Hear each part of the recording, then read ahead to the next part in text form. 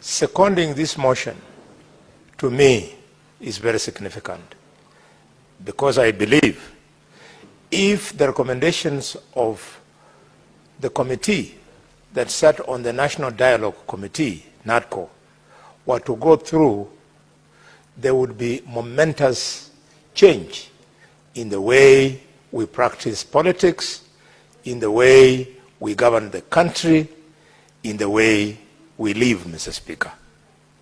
I therefore want to strongly support and highlight just a few reasons why I think this is important.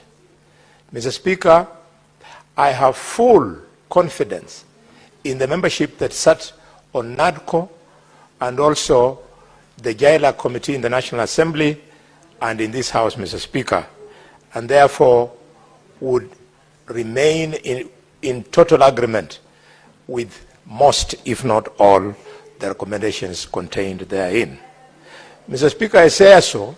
Senator Fatuma, you may want to consult in a low tone so that you don't disrupt the thinking and flow of thoughts of Senator Boni. Proceed. Thank you, Mr. Speaker. Mr. Speaker, I say so with a degree of pride that the original bipartisan committee that gave birth to NADCO, I was actually a member on that particular committee. And Mr. Speaker, I see a few things that stand out, and one I would like to speak to very quickly is the 2/3 gender rule. This has remained a vexing issue since the new constitution was promulgated, Mr. Speaker. It does not matter that many attempts, I believe up to 13, have been made to attempt to achieve the 2/3 gender. What matters is, why did it fail the first time, second time, all the way up to the 13th time? Maybe the kind of public participation that we allow to take place when it comes to this provision is not adequate or could be done in a better manner.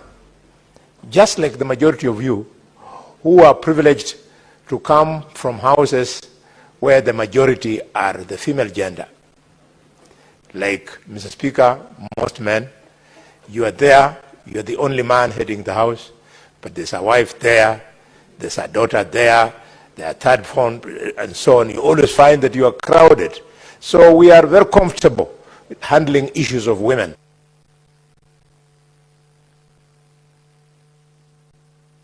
And we love them, Mr. Speaker. Mr. Speaker, we'll give it to them.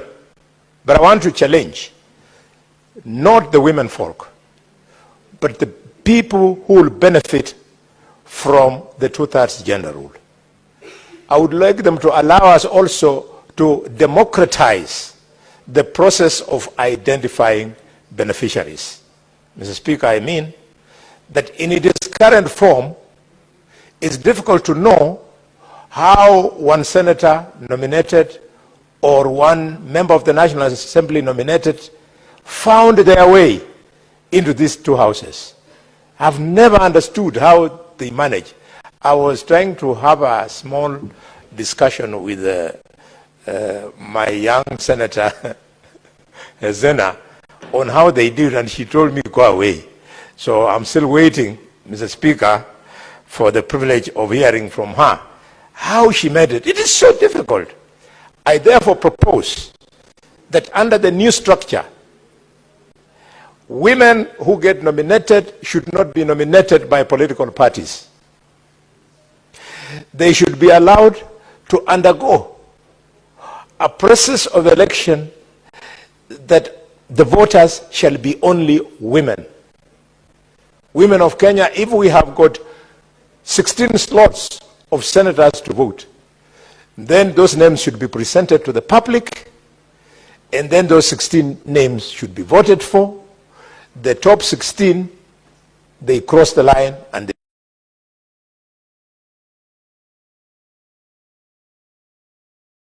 become nominated. People living with disabilities, again, I don't know how they get nominated. we should allow people living with disabilities to be the principal decision makers. They subject the beneficiaries to a vote. And finally, Mr. Speaker, on this particular point, the people who get through these special seats, the 47 women elected in the National Assembly, plus whatever number we shall add them, they should be allowed to run for that election only once.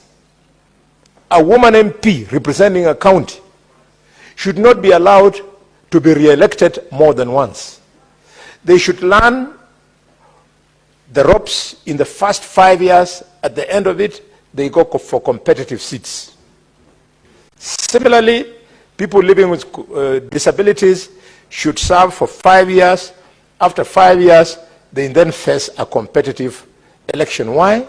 Mr. Speaker, the spirit of nomination was not to create an opportunity for people to get freebies. It was an opportunity which was meant in the letter and spirit of this Constitution to allow, quote unquote, people with limited capacities to win an election to learn how the gurus like Raila Odinga, like Uhuru Kenyatta, like Musalia Mudavadi, like Parliament Khalwale. And I say this because we are the guys who have won elections, not once, not twice, not 3 times, not 4 times, but in my case, 5 times. We are the gurus. So that they learn from us how we do it, and then they go and compete. Not to keep on hanging outside this door wanting to come here, one election after another one, that I want to benefit from nomination over and over again, Mr. Speaker. Mr. Speaker, the second point I want to speak to is that you have seen the wind behind the sails of wanting to see NADCO suddenly become strong at a time that the President and the former Prime Minister have created some camaraderie, Mr. Speaker. I am hoping that this newfound interest in making sure that NADCO goes through is not for purposes of serving the broad-based government. The broad-based government, just like the handshake government BBI that was there,